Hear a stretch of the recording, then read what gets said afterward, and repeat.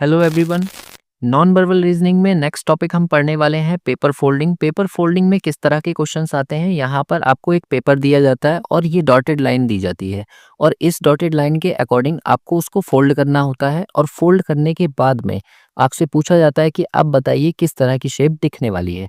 तो आप क्या काम करेंगे, देखिए मैं आपको क्वेश्चन में बताता हूँ कि इस क्वेश्चन को कैसे सॉल्व किया जाता है। देखो जैसे यहाँ पर दिया हुआ है क्वेश्चन नंबर फर्स्ट में कि निम्नलिखित आकृति में पैटर्न वाली एक पारदर्शी शीट दी गई है। मतलब आपके पास जो शीट है ना वो ट्रांसपेरेंट है जिसके आर पार देखा जा सकता है। फिर आपसे कहा गया है कि विकल्पों में से पहचाने कि मध्य क्षैतिज रेखा पर पारदर्शी शीट को मोड़ने पर पैटर्न कैसा दिखाई देगा। मतलब यहाँ पर जो ये मध्य क्षैतिज रेखा है यानी कि मिडल हॉरिजॉन्टल लाइन, ये वाली लाइन, इस लाइन से इसको आपको फोल्ड करना है और फोल्ड करने के बाद ट्रांसपेरेंट शीट किस तरह की दिखाई देगी ये आपको आंसर में बताना है। तो देखो, अगर मैं इस पेपर को यहाँ से मोड़ता हूँ तो मोड़ने के बाद ना यहाँ पर जो कॉन्सेप्ट लग रहा है वो लग रहा है मिरर इमेज का। मतलब मिरर इमेज में क्या होता है, ये मैंने आपको बताया था कि अगर आप एक शीशे से 4 मीटर दूरी पर खड़े हैं तो आपने देखा होगा आपका प्रतिबिंब भी पीछे की साइड में 4 मीटर दूरी पर ही बनेगा। मतलब अगर आप शीशे के पास खड़े हैं तो पास दिखेंगे और दूर खड़े हैं तो दूर दिखेंगे। या आप इसको ऐसे भी फील कर सकते हो कि आप जब मिरर के आगे खड़े होते हो, शीशे के आगे खड़े होते हो तो आप पीछे हटो धीरे धीरे, तो आप देखोगे कि आपका जो प्रतिबिंब शीशे में बन रहा है वो भी धीरे धीरे पीछे हट रहा है। तो आप यहाँ से ऐसे सोचो कि शीशे के पास रखी वस्तुओं का प्रतिबिंब पास बनेगा और दूर रखी वस्तुओं का प्रतिबिंब दूर बनेगा। तो आप देखो यहाँ से ये वाला जो पॉइंट है, आप ये सोचो कि ये वाली जो लाइन मुड़ने वाली थी इसकी जगह पर मैं एक शीशा लगा दूं और शीशा लगाने के बाद में ये जो एक्स्ट्रा लाइन दिख रही है आपको इधर मुड़ के दिख जाएगी। तो ये जो फोल्ड हो रही है, फोल्ड होने के बाद कैसी शेप आपको दिखने वाली है वही आपका आंसर हो जाएगा। यानी कि ए ऑप्शन यहाँ पर देखो इसी के जैसा दिखेगा, तो आप ए ऑप्शन पे मार्क कर दोगे और यही आपका आंसर हो जाएगा। एक और क्वेश्चन देखिए, यहाँ पर भी यही दिया हुआ है कि आपको एक पारदर्शी शीट दी गई है और आप बताइए कि विकल्पों में से कौन सी मध्य क्षैतिज रेखा जो है ना वहीं से इसको फोल्ड करना है और फोल्ड करने के बाद में पैटर्न कैसा दिखाई देगा। तो आप एक बात सोचो, यहाँ पर ये वाली जो लाइन है जो मिडल में है, आप सोचो कि यहाँ पर मैंने एक शीशा लगा दिया और अगर शीशा लगा दिया तो शीशे के पास वाला जो भाग है वो पास में ही बनेगा और दूर वाला जो भाग है वो दूर में ही बनेगा। तो आप देखो फोल्ड करने के बाद ये कुछ इस तरीके की शेप दिखेगी और इस तरह की शेप दिखेगी। तो कौन सा वाला ऑप्शन मुझे दिख रहा है ऐसा, ऑप्शन डी, यानी कि इस क्वेश्चन का जो डी ऑप्शन है वो करेक्ट हो जाएगा। इसी के जैसा है क्वेश्चन नंबर 3। तो क्वेश्चन नंबर 3 में देखो यहाँ पर क्या कहा गया है कि आकृति में एक पैटर्न दिया हुआ है जो पारदर्शी शीट में देखिए तो कैसा दिखेगा ये आपको बताना है। तो आप देखो यहाँ पर ये वाली जो शीट है, आप यहाँ पर क्या काम करोगे, एक मिरर लगा दोगे इस शीट में और मिरर लगा दिया तो देखो जो पास में है वो पास रहेगा और जो दूर है वो दूर रहेगा। तो आप यहाँ से जाने वाली एक लाइन ऐसे बना देंगे और ये वाली जो लाइन है इसको एक तरीके से कट के रूप में दिखाएगी। और कट के रूप में आपको कौन सा ऑप्शन दिख रहा है, देखो ये जो एरो है ना इनके साइन जो इनके हेड्स हैं उनको भी आपको ध्यान में रखना है। तो आप देखो डी ऑप्शन इसके जैसा दिख रहा है। सी भी कई लोग लगाएंगे मिस्टेक करके, लेकिन यहाँ देखो जो इनके एरो है ना उनके हेड्स कैसे घूमे हुए हैं, लेकिन यहाँ पर जो हेड्स हैं वो इधर साइड में और इधर साइड में है। तो आपका कौन सा आंसर सही होगा, ऑप्शन डी। इसी के जैसे देखिए क्वेश्चन नंबर 4 को, तो यहाँ पर भी आपको एक ट्रांसपेरेंट शीट दे रखी है और आपको बताना है कि मध्य क्षैतिज रेखा, यहाँ पर क्षैतिज नहीं होगा, इसको ऊर्ध्वाधर लिख लेना है ना। ऊर्ध्वाधर का मतलब होता है वर्टिकल लाइन और वर्टिकल लाइन देखो यहाँ पर दे रखी है हमें। ये जो लाइन है इस लाइन पर आपको बताना है। तो जब आप इस लाइन के एक साइड मिरर लगाओगे इस तरह से, तो देखो मिरर के जो पास में चीज है वो पास में इधर साइड में इस तरह की शेप दे देगी, है ना। और ऐसे ही ये वाली जो लाइन है इस लाइन के ऊपर मर्ज हो जाएगी। तो देखो ये फोल्ड होने के बाद में कैसी दिखने वाली है, ये इस तरह से, ये सर्कल तो इधर आ जाएगा और इसके अंदर आएगा रेक्टेंगल और ये वाली जो तिरछी लाइन है ये इस तरह से दिखेगी। तो ऐसा कौन सा ऑप्शन आपको दिख रहा है, देखो बी तो ऐसा नहीं है और ऑप्शन डी भी नहीं है क्योंकि ये लाइन तो एक के ऊपर एक आएगी, यहाँ पर तो डबल लाइन है। और ऑप्शन ए भी नहीं है क्योंकि ऑप्शन ए को ध्यान से अगर आप देखोगे तो यहाँ रेक्टेंगल बड़ा है और सर्कल छोटा है, जबकि यहाँ हमें सर्कल बड़ा दिया हुआ है और रेक्टेंगल छोटा है। तो इसका मतलब ऑप्शन सी जो होगा वो इस क्वेश्चन का सही आंसर हो जाएगा। तो देखिए क्वेश्चन नंबर 5 को, तो क्वेश्चन नंबर 5 में भी आपसे क्या कहा गया है कि निम्नलिखित आकृति में पैटर्न वाली एक पारदर्शी शीट आपको दी गई है।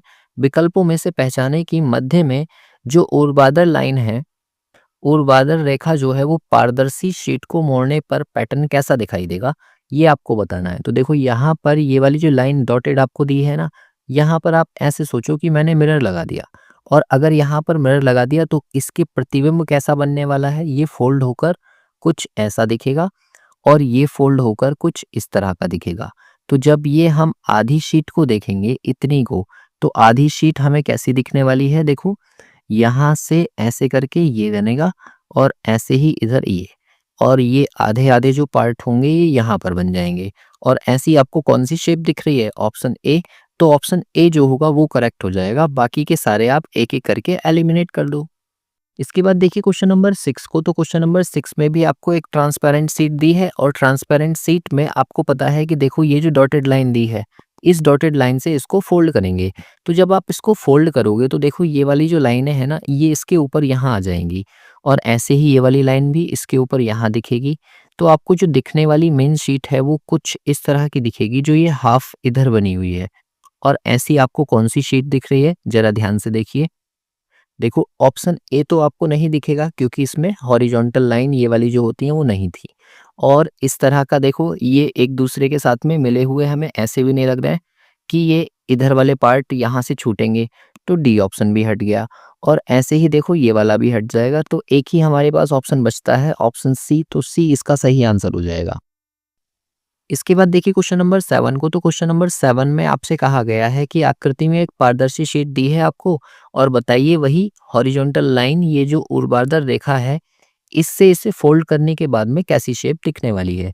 तो देखो कैसी शेप क्या, अगर ये सारे के सारे टर्म सेम होंगे तो देखो जैसे ही फोल्ड होंगे ये इसके ऊपर इसको मर्ज कर लेगा, है ना। ऐसे ही दूसरा वाला भी इसको ढक लेगा और तीसरा वाला सर्कल भी इसको ढक लेगा। तो ये कुछ इस तरीके की शेप दिखेगी।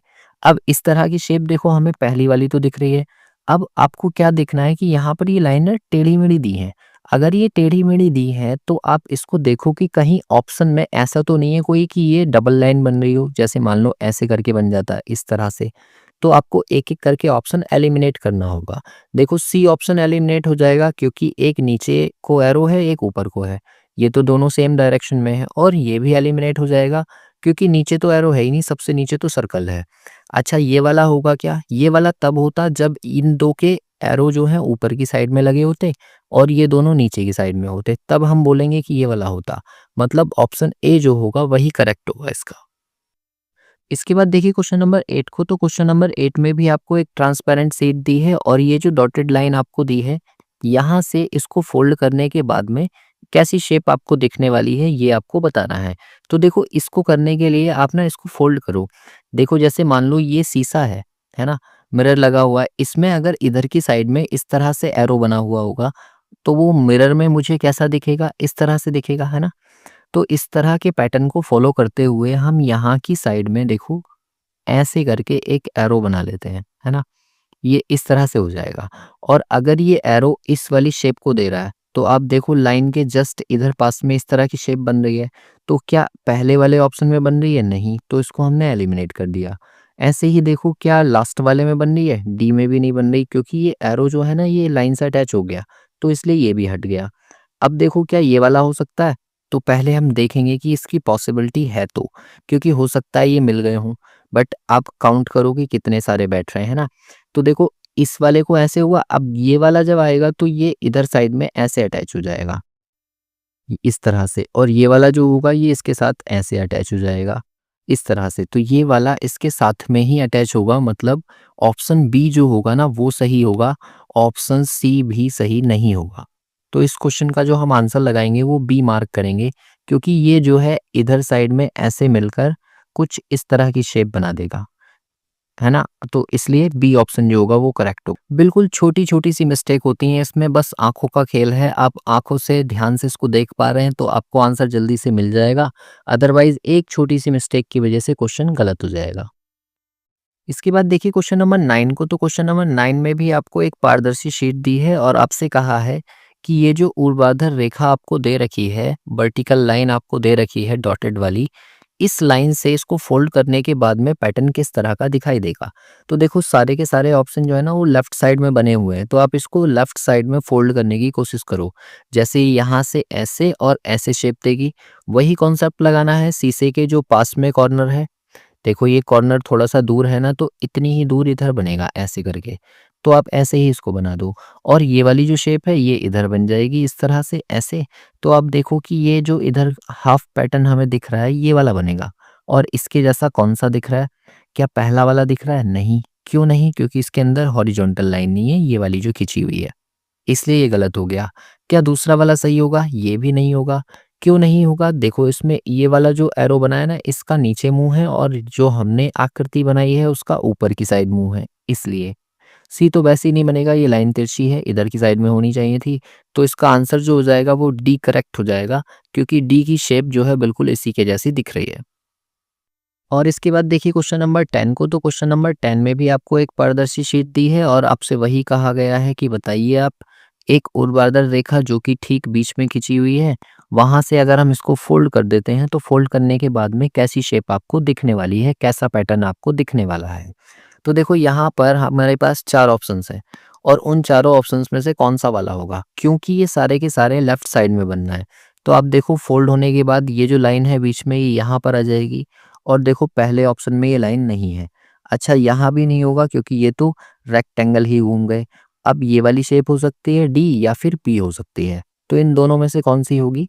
तो हम ये कहेंगे कि ये दोनों जो बॉक्सेस हैं ये कहाँ पर अटैच हो जाएंगे? इधर साइड में यहाँ पर, एक ये और एक ये। और ऐसी आपको कौन सी शेप दिख रही है? ऑप्शन बी, यानी कि बी ऑप्शन जो होगा वो करेक्ट इसका आंसर होगा। तो इस तरह से आपने पेपर फोल्डिंग के भी लगभग 10 क्वेश्चंस कंप्लीट कर लिए। अब देखो मैंने यहाँ पर आपको क्या सिखाया है, वही कॉन्सेप्ट आप यूज़ करो। जहाँ पर भी आपको डॉटेड लाइन दे रखी है या जहाँ से आपको इसे फोल्ड करना है, आप ऐसे सोचो कि यहाँ पर मैंने एक मिरर लगा रखा है और अगर यहाँ पर एक शीशा लगा हुआ है, तो शीशे के पास में रखी हुई चीज़ों की इमेज शीशे के पास में ही बनेगी और शीशे से दूर रखी चीज़ों की इमेज शीशे से दूर ही बनेगी।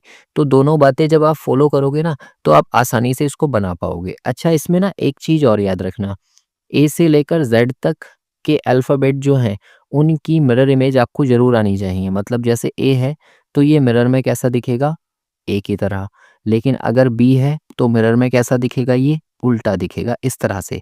तो आपको ये वाली शेप जो है ना बिल्कुल याद होनी चाहिए क्योंकि इन्हीं में कई बार वो क्या काम करता है, जैसे मान लो यहाँ पर बीच में बी अल्फ़ाबेट बनाकर दे देगा, ऐसे करके और फिर बाद में इसको थोड़ा-सा ढूँढना मुश्किल पड़ जाता है जिनको शेप उल्टी करके बनानी नहीं आती हैं। और अगर आपको ये बनाने आते हैं तो फिर कोई दिक्कत है ही नहीं। आप क्या काम करो, जहाँ से भी लाइन दी हुई है वहाँ से उसको फ़ोल्ड करना है और फ़ोल्ड करने के बाद में वही मिरर इमेज का कॉन्सेप्ट लगा देना है और फिर आपका आंसर एक-एक करके ऑप्शन एलिमिनेट कर दो, जो आपका बचा हुआ आंसर है वही आपका फाइनल आंसर हो जाएगा।